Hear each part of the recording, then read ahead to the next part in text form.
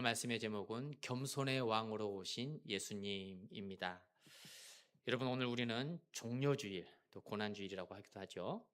종려주일을 맞이했습니다. 오늘 주일을 포함해서 이제 고난주간 일주일 동안에 주님께서 걸어가신 발자취를 하루하루 묵상하면서 이제 특별 새벽 기도회로 내일부터 모이고자 합니다.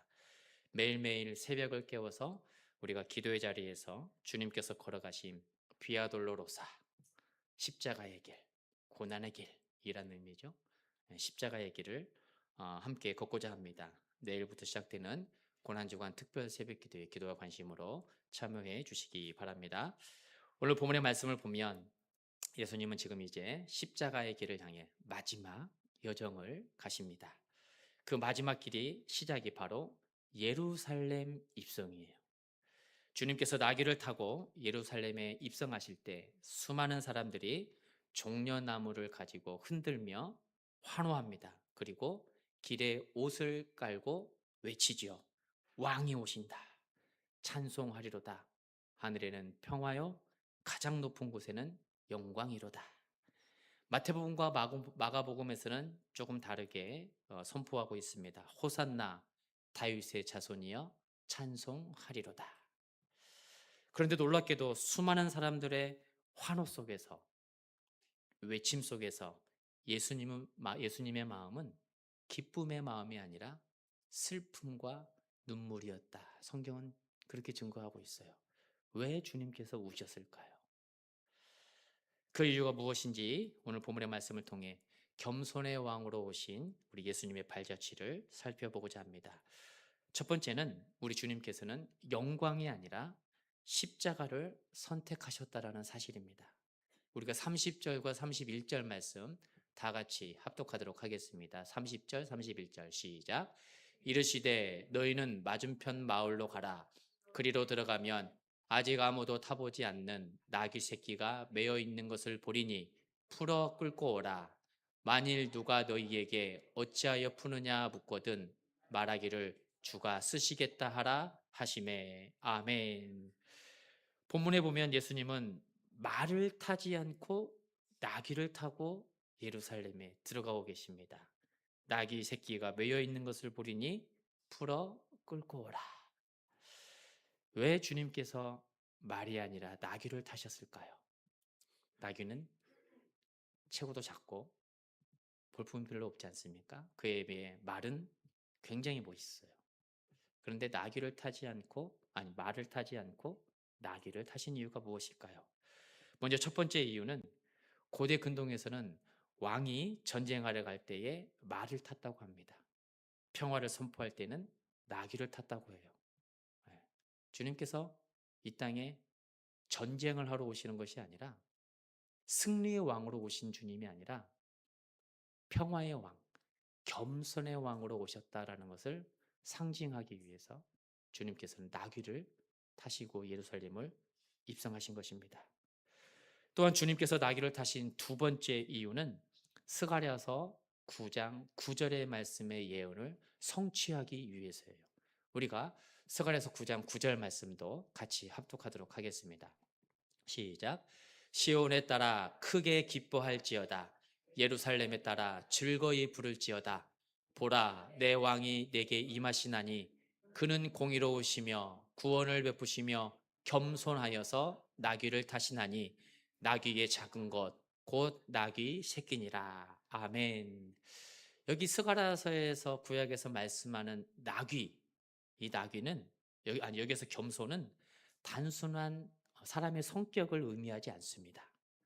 히브리어로 아니라고 원어로 되어 있는데 비천한 고난을 당한 이러한 의미가 스가랴서에서 말씀하고 있는 겸손이에요. 우리가 삶의 일상생활에서 우리는 의도하지 않게 성경의 원어를 자주 말하면서 살아갑니다. 그 중에 하나가 아니, 겸손이라는 뜻이에요. 아니 여러분 이렇게 많이 얘기하지 않습니까? 아니 그것은 아니고요. 아니 할 때마다 겸손을 여러분들이 마음속에 새기시기 바랍니다. 주님께서 이 땅에 겸손으로 오신 것은 우리에게 말씀하신 단순한 성격이 아니라 비천하다, 고난을 의미하고 있구나. 절대 안 잊어버리실 것 같아요.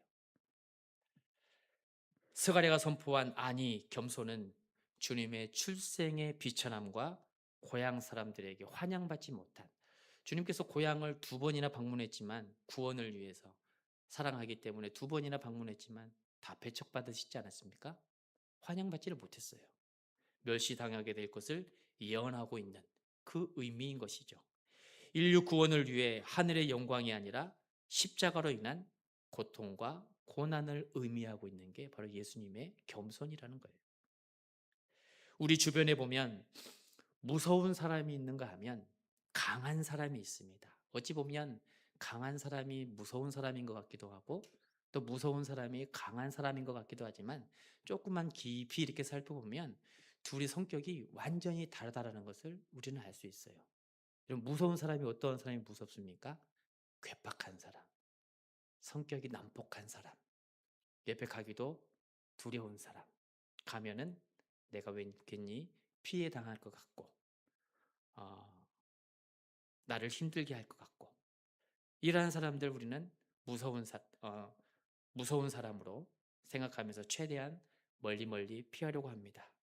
그런데 강한 사람 옆에는 사람들이 모여들게 돼요. 진짜 강한 사람은 소리를 크게 내는 사람이 아니라 참는 사람이거든요. 인내하는 사람이에요.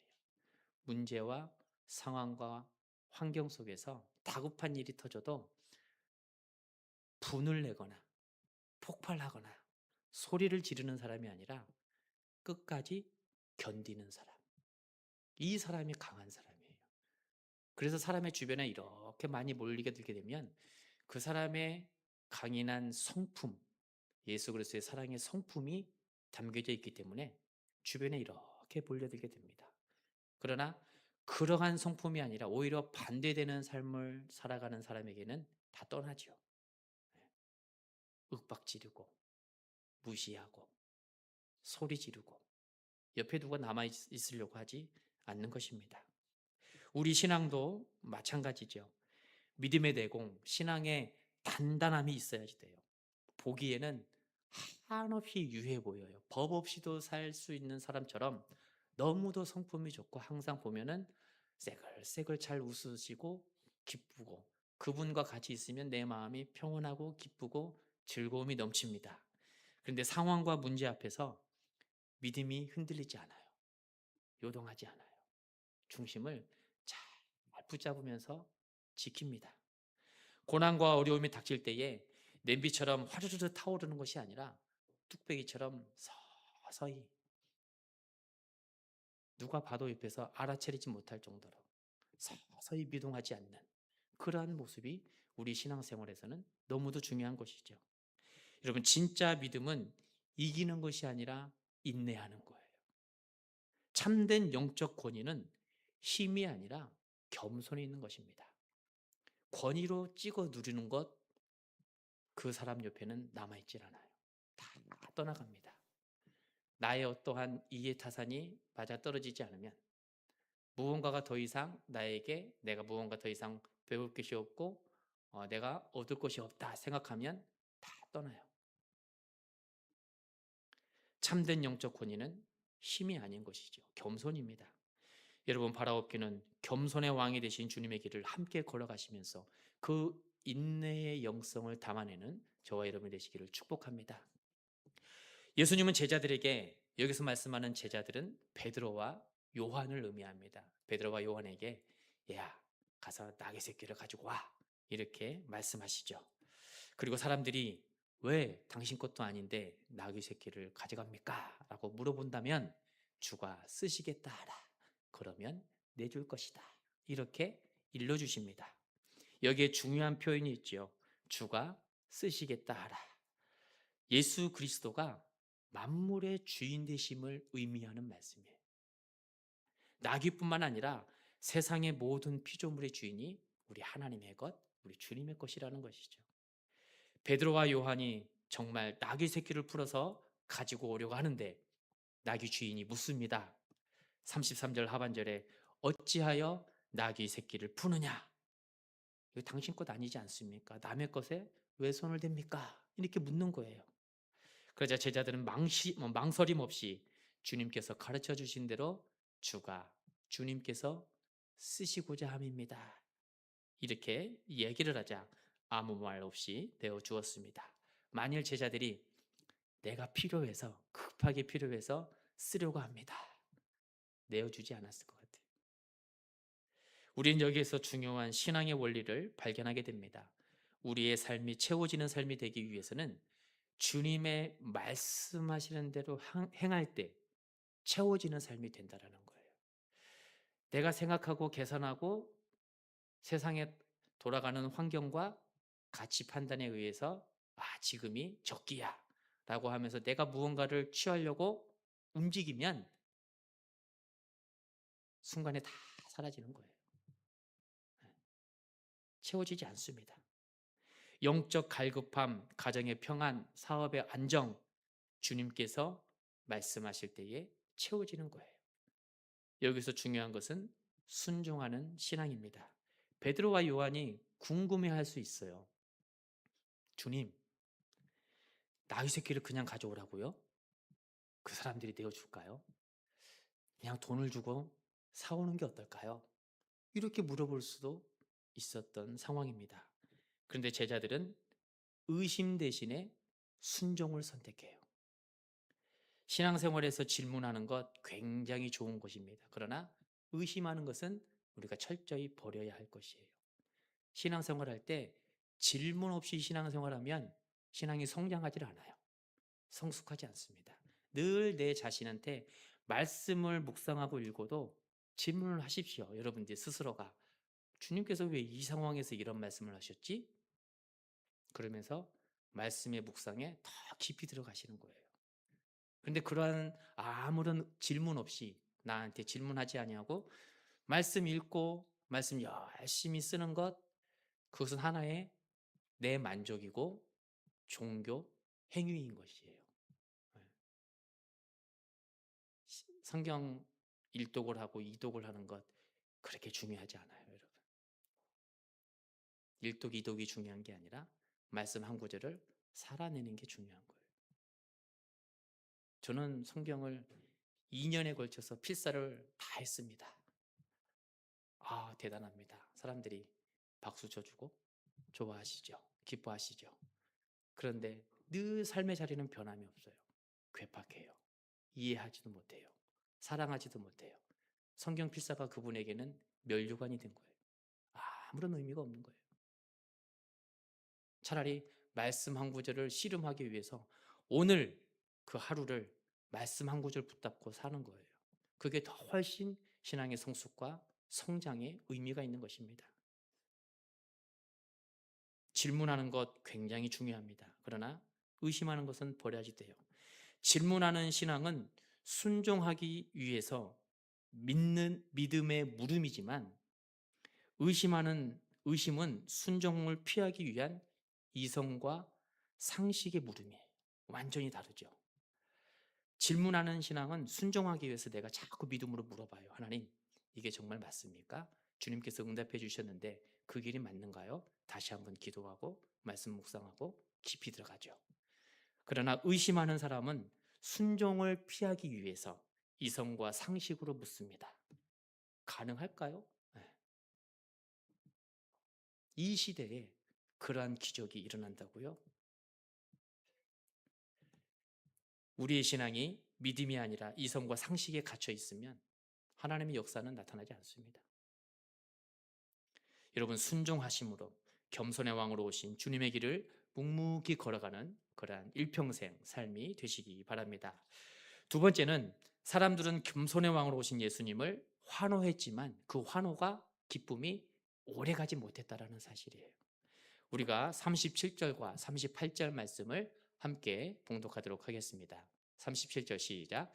이미 감람산 내리막길에 가까이 오심에 제자의 온 무리가 자기들이 본 바 모든 능한 일로 인하여 기뻐하며 큰 소리로 하나님을 찬양하여 이르시되 찬송하리로다. 주의 이름으로 오시는 왕이여 하늘에는 평화여 가장 높은 곳에는 영광이로다 하니. 아멘. 사람들이 기뻐하며 큰 소리로 찬양합니다. 여기서 말씀 기쁨, 우리 말씀으로 번역하는 것은 한계가 있어요. 아, 정말 사람들이 좋아서 기뻐하겠구나. 그런데 그 모습도 담겨져 있지만 실은 그들이 기뻐하는 진짜 본래의 목적이 아니라는 거예요.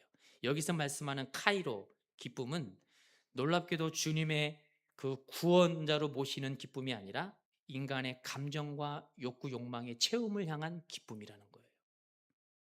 상황이 좋을 때만 기뻐하는 외침, 백성들이 호산나 하면서 외치는 이 상황이라는 것이죠.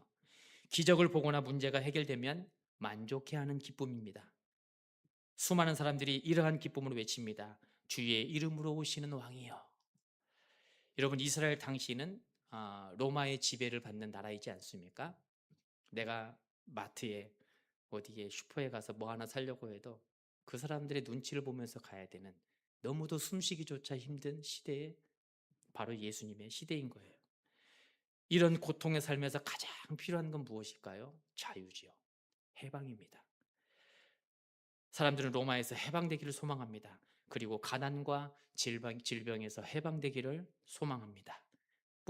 뿐만 아니라 지금 로마와 견줄 수 있는 정치적으로 정말로 강력한 사람, 그 사람을 소망하고 있는 거예요. 그런데 주님께서 이렇게 다니시고 여러 가지 기적과 이적을 행하신 걸 보니 예수님이라는 사람이 정말로 우리를 해방해 줄 것 같은 거예요. 그래서 모든 기적의 현장에 수많은 사람들이 다 따라다닙니다. 이 지긋지긋한 가난에서 벗어나게 해줄 사람은 저 사람밖에 없다. 그래서 주님께서 예루살렘에 입성할 때 수많은 사람들이 환호하고 외칩니다. 이제 됐구나. 예루살렘으로 들어오니 이제 우리는 자유를 누릴 수가 있겠구나. 주의 이름으로 오시는 왕이여, 하늘에는 평화여, 가장 높은 곳에는 영광이로다. 그런데 여러분, 며칠 후에 이 사람들의 모습이 어떻게 변합니까? 십자가에 못 박으라, 십자가에 못 박으라 외칩니다. 차갑고 사나운 괴물들로 변해버리죠. 어쩌면 이 백성들이, 이 사람들이 차갑고 사나운 괴물이었을지도 몰라요. 그러나 기적의 현장과 이적의 현장을 찾아다니면서 그곳에서 잠깐 감춰진 것이죠. 죽은 사람을 살리고 눈먼 자를 보게 하고 오병이어의 기적을 행할 때 나도 어떻게 저러한 주인공이 될 수 있을까? 기적의 대상이 될 수 있을까? 이러한 기대감으로 따라다녔지만 시간이 지나도 해방의 기미가 보이지 않습니다. 가난과 질병이 해결되지 않아요. 그러다가 오히려 로마 병정들에게 붙잡히게 되는 거예요. 기대했던 모든 기대감이 다 무너지는 것이죠. 그래서 괴물들의 목소리가 울려 퍼집니다. 십자가에 못 박아라, 십자가에 못 박아라. 여러분, 혹시 우리가 신앙생활하면서 이러한 이중적인 모습은 없는지 우리는 돌아봐야 돼요. 주님을 향한 기대와 믿음이 실망과 절망으로 변한 적은 없었는지. 여러분, 바라옵기는 우리의 신앙이 감정이 아닌 믿음의 결단이 되시기를 축복합니다. 감정대로 예배 생활하고 신앙 생활하고 섬기고 헌신하면 그 신앙은 오래가지 못해요. 나를 환호해주고 나를 기뻐해주는 사람이 아니면 나를 기뻐해주시는 곳을 찾아서 떠나갈 수밖에 없어요. 내 만족을 위해서. 여러분, 예수의 이름으로 우리가 세워져야 하는 것입니다. 주님께서 보여주신 사랑과 성품, 그 헌신 겸손함으로 섬겨야 되는 거예요. 우리의 죄성이 밖으로 나오지 못하도록 성령의 충만함으로 덧입으며 살아가야 되는 것입니다. 우리는 우리의 기쁨과 환호성이 세상과 다르다는 것을 보여줄 수 있는 성도의 삶이 되어야 하는 것이죠. 여러분, 무언가를 바라는 신앙, 눈에 보이는 것을 쫓는 신앙은 참으로 위험한 신앙입니다. 결과가 보여지지 않고 눈에 손에 잡히지 않으면 이 수많은 무리들처럼 예수를 십자가에 못 박아라, 못 박아라. 그렇게 하고 교회를 떠나고 하나님을 떠나는 사람들이에요. 여러분, 우리가 예배드리는 이 이곳은 무언가를 받는 자리가 아니라 우리가 하나님께 드리는 자리예요. 한 주간에 주님 말씀으로 살아가는 우리의 삶을 하나님 앞에 올려드리는 것이죠. 찬양을 드리고 마음을 드리고 삶을 드리는 것입니다. 여러분, 환호하는 신앙이 아니라 끝까지 주님을 따라가는 신앙이 되시기 바랍니다. 주님을 향한 기쁨과 환호가 날카로운 심판의 칼날이 아니라 주님을 우리의 구원자로 모시는 기쁨의 외침이 되시기 바랍니다. 세 번째는, 겸손의 왕으로 오신 예수님은 십자가를 통해 참된 평화를 이루셨다. 성경은 말씀합니다. 우리 40절 말씀을 함께 봉독하도록 하겠습니다. 시작. 대답하여 이르시되 내가 너희에게 말하노니 만일 이 사람들이 침묵하면 돌들이 소리 지르리라 하시니라. 아멘. 사람들은 외칩니다. 38절 하반절처럼 하늘에는 평화요, 가장 높은 곳에는 영광이로다. 여기에서 말씀하는 평화, 에이레네, 우리가 너무도 잘 알고 있는 말씀이지 않습니까? 하나님과의 관계의 회복, 구원의 상태를 의미합니다. 누가복음에서 말씀하는 평화는 이 관계성을 우리에게 말씀하고 있는 것이에요. 정치적 안정, 눈에 보이는 것, 그런 것이 아니라 하나님 나라의 구원적 화해를 의미하는 것이죠. 여러분, 예수님께서 예루살렘에 들어가시는 모습은 평화를 선포하시면서 동시에 십자가 사건의 시작인 거예요. 십자가의 구원인 것입니다. 40절 하반절에 예수님이 어떻게 말씀하십니까? 돌들이 소리 지르리라. 돌들이 소리를 지른다. 무슨 의미일까요? 사람들이 입을 막아도 하나님의 진리는 막히지 않는다는 거예요. 우리 피조물이 하나님을 찬양해야 함에도 불구하고 찬양하지 않으면 돌들을 통해서라도 하나님은 찬양하게 하시겠다는 거예요. 여러분, 하나님의 계획은 사람들 때문에 무너지지 않습니다. 하나님의 계획하심은 사람들 때문에 멈추지 않아요. 우리가 사무엘의 말씀, 사무엘상의 말씀을 수요일마다 묵상하지 않습니까? 사울이 기름 부어 세움을 받긴 했지만 탐욕 가운데 무너질 때 하나님의 계획하심이 무너집니까? 그러지 않아요. 또 다른 다윗을 세워서 하나님의 나라를 세워 가시는 거예요. 입을 막는다고 해서, 사람들의 입을 막는다고 해서 주님의 구원이 나타나지 않을까요? 그렇지 않는다라는 거예요. 39절에 바리새인들의 모습을 보시기 바랍니다. 우리가 39절 말씀을 다 같이 합독하도록 하겠습니다. 시작. 무리 중 어떤 바리새인들이 말하되 선생이여 당신의 제자들을 책망하소서 하거늘. 아멘. 왕이라고 외치지 못하도록, 호산나 다윗의 왕이여라고 외치지 못하도록, 왕은 지금 따로 있지 않습니까? 그런데 왕이라고 외치지 못하도록 입을 막아달라는 거예요. 조용히 시키라는 것입니다. 왜냐하면 사람들이 외치는 찬송은 단순한 노래가 아니라 메시아적 선언이기 때문에 그래요. 마태와 마가는 사람들의 환호성을 호산나 다윗의 자손이여 이렇게 증거하고 있습니다. 호산나는 우리를 구원하소서, 이러한 의미죠. 그리고 다윗의 자손은 하나님의 언약을 의미하고 있습니다. 그렇기 때문에 주님께서는 40절 중반절에 바리새인들을 향해 이렇게 선포하시죠. 이 사람들이 침묵하면 돌들이 소리 지르리라. 십자가는 막을 수 없는 하나님의 놀라운 역사라는 것입니다. 그런데 주님께서는 41절의 말씀처럼 그 말씀을 선포하시고 울고 계셔요. 왜 울고 계실까요? 왜 우셨을까요?